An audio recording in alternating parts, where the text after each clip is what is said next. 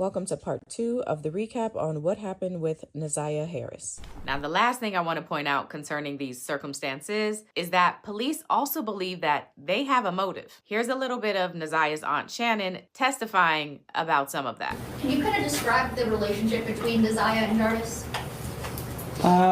Should be just the uncle and the niece relationship, no more than that.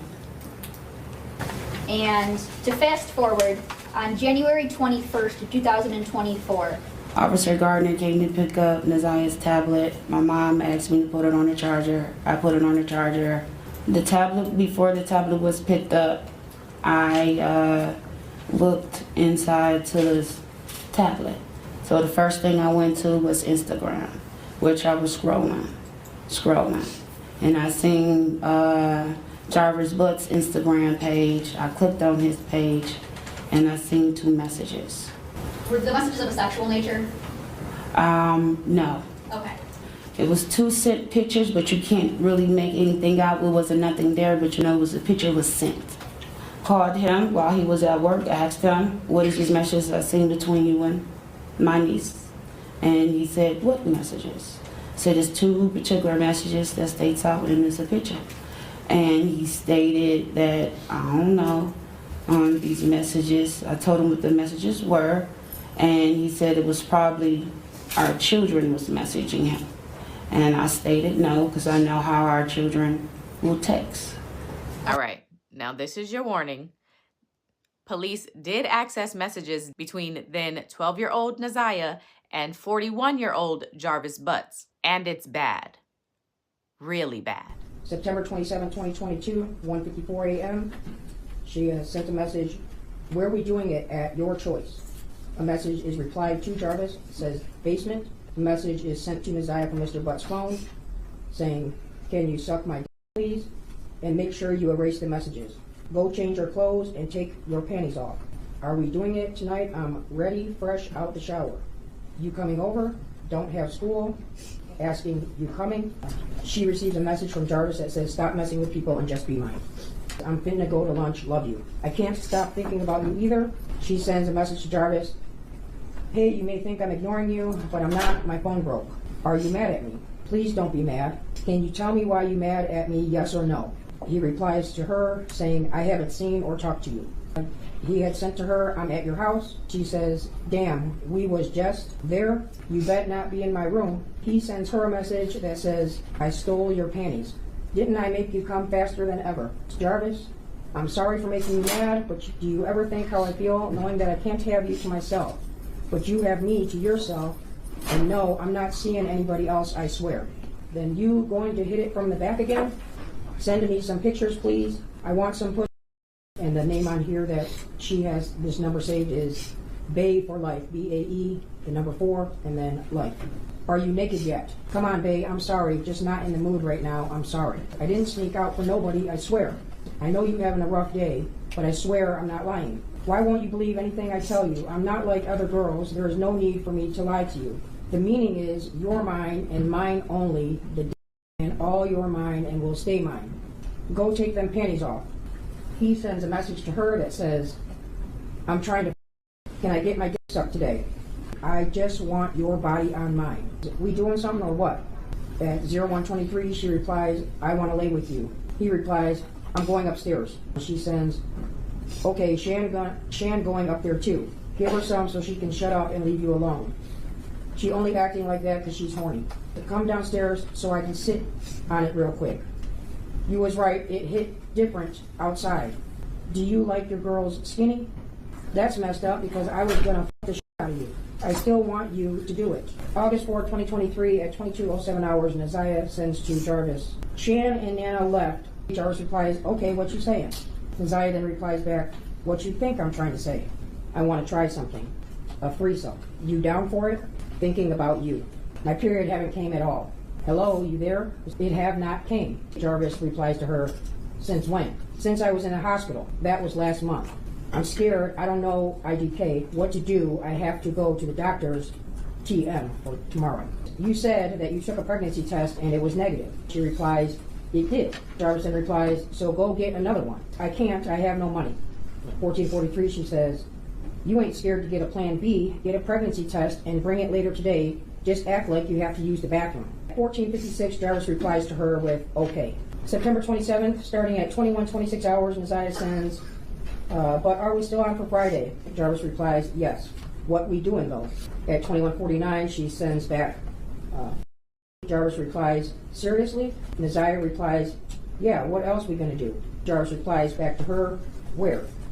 It now jumps to October 21st at 19:05 hours. Naziah sends, hey babe, I need that plan B today. Jarvis sends her the letter Y.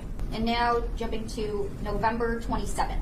Naziah sends, I just want to talk. I really don't want to lose you. I don't what's your problem, but I need you to bring me what I need tonight. It's hard doing all this gym shit with this baby. And if I don't do them, I'm going to get a F. January 9th, 2024 at 14:21, Naziah sent to Jarvis, don't forget to be there before 3. I will let you know when I'm leaving the school. If you're not there, I will wait. Send okay if you've seen the message so I can delete your number. Jarvis replies, okay, and those messages were deleted. There was no further communication between Naziah's text number and Jarvis's number after January 9th, 2024, 1 year ago today. Yes.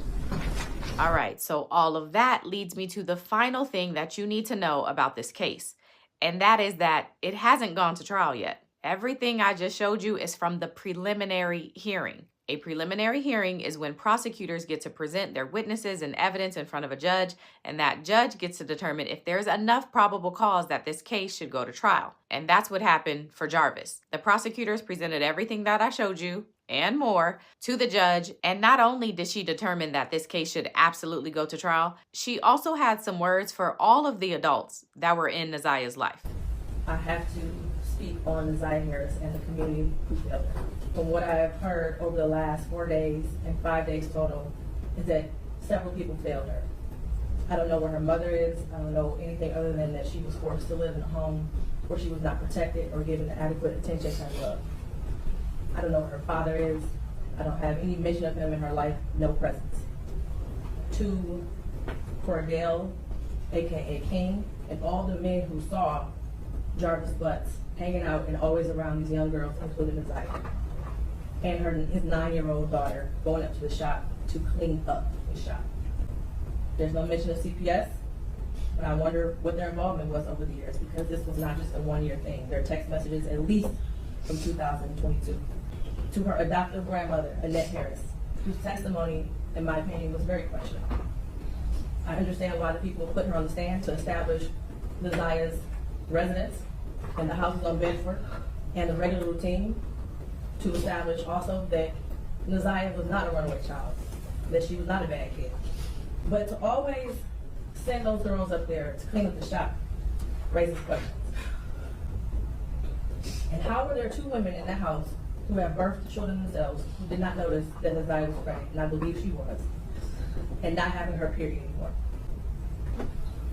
And what stood out the most was when Annette Harris stood on the stand, and she learned around 6 p.m. that Naziah did not come home from school, and said she looked around for her and decided to wait until the next morning to call the police. Without a tear, without emotion, or any expression of being devastated. And to her Aunt Shannon, who also showed no emotion, expression of being devastated from Naziah going missing. She stated that she had friends help look for Naziah, but was directed to just wait until the morning to call the police. A grown woman who likely suspected something strange going on didn't feel the need to call the police either. They were both able to go to sleep at night without hearing from Naziah or having any indication that she was coming home that night. As far as the people establishing probable cause, I will focus on count 1 as it's been stated that there is no contention with counts 2 and 3. In count 3, I will amend based off of the motion and the testimony I heard that Naziah was 12 and not 13 at the time that Jarvis Butts had sexual intercourse with her. The prosecution is correct. You do not have to have a body to establish first-degree premeditated murder. It would have been a much shorter exam had her body been found, but this is where we are. In the last 365 days, no text messages. We all heard today and yesterday that she was very active and frequently texting. No social media for a year. We heard through testimony that she was also active on social media. No phone calls, which she was also able to do according to testimony. No physical sighting of her by anyone. She never came back to school. No one has seen her. Medical records dated from July 2014 to October 2023 indicate that she had no life-threatening medical issues that would lead to a natural cause of death. While this is still probable cause, the evidence all points to Jarvis Butts. His locations, him being seen with her last, the abortion searches, the abrupt silence between the two of them in text messages, and the constant lies he told throughout the entire investigation. We may never know what happened, but from what I heard today and over the last 4 or 5 days, it appears he intended to perform what he thought was a do-it-yourself abortion on Naziah and went south, and instead of seeking medical attention for her, he intentionally killed her and tried his best to cover it up. As much as I want her to be alive today, there is at least probable cause to show and believe that she's dead and she was murdered by Jarvis Butts. Mr. Butts, stand up. You've been sitting over there for 4 days with your head down, sitting between and behind your attorney with your mask on and taking vigorous notes. I want you to pay attention and listen to everything I have to say. I have been trying to figure out for the last 5 days, you. At one point, I thought you were cognitively impaired in the beginning of this exam. And then maybe you had the brain of a 10-year-old, and that's why you were doing such things. But as I heard more and more testimony, you're just a true definition of a pedophile. Watching you laugh and brag about all the women you have with different women and the children and the girlfriends, and making babies to groom them, and having them in your presence, cleaning up your shop, and the little girls around you, has landed you here today. You groomed Naziah. You played mind games with her. We all heard that. You controlled her emotionally. She was exposed to so much at such a young age. The text messages between you two were disgusting to hear.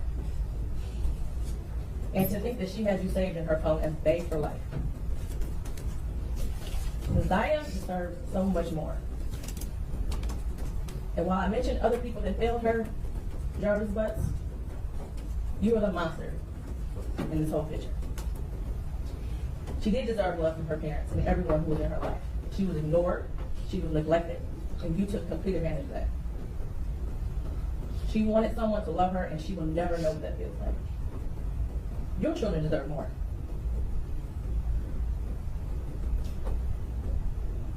As much as the defense counsel has raised issues on count 1, all that has done is raise the question of fact for the trier of fact, which means that this will be for a jury or a judge to hear at Third Circuit. I pray for the healing of all the victims and young girls and possibly boys who have come into contact with you. As a community, we should look at this case as a prime example of how much work we have to do when it comes to protecting our children and especially our Black girls. I pray for closure and healing for all those who have been traumatized by you. And for you, Jarvis Butts, I wish you a speedy trial and that justice be delivered. Your bind over date is January 16th at 9 o'clock a.m. Anything else for the record? Thank you,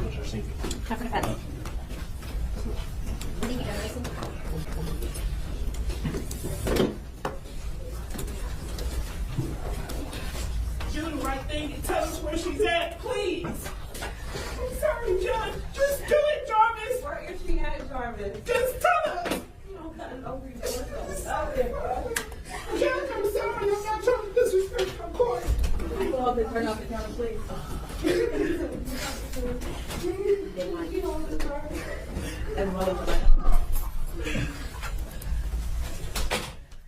And this is why I can't do cases about children, because it is infuriating. Okay, so next up will be Jarvis Butts' trial. There isn't a date set yet, but I'm sure it's coming soon. And in the words of that judge, I wish for a speedy trial and for justice to be delivered.